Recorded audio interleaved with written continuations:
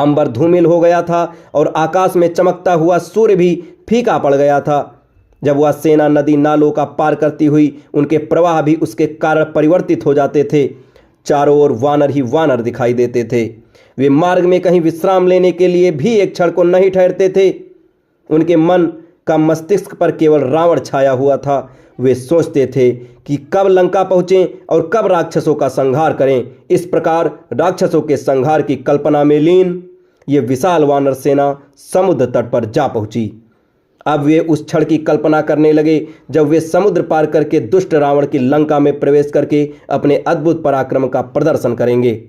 सागर के तट पर एक स्वच्छ शिला पर बैठ राम सुग्रीव से बोले, हे सुग्रीव, हम सागर के तट तक तो पहुंच गए। अब यहाँ मन में फिर वही चिंता उत्पन्न हो गई कि इस विशाल सागर को कैसे पार किया जाए। अपनी सेना की छावनी यहीं डालकर हमें इस समुद्र को पार करने का उपाय सोचना चाहिए। इधर जब हम इसका उपाय ढूंढें, तुम अपने गुप्तचरों को सावधान कर दो कि वे शत्रु की गतिविधियों के प्रति सचेष्ट रहें।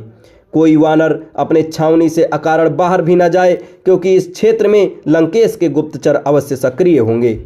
रामचंद्र जी के निर्देशानुसार समुद्र तट पर छावनी डाल दी गई। समुद्र की तरंगें आकाश का चुंबन कर अपने विराट रूप का प्रदर्शन कर रही थीं।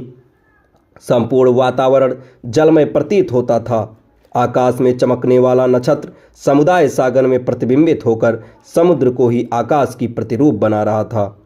वानर समुदाय समुद्र की छवि को आश्चर्य, कौतुक और आशंका से देख रहा था। अब इसके आगे की कहानी आपको अगले वीडियो में बताई जाएगी। तब तक हमारे साथ बने रहें। धन्यवाद।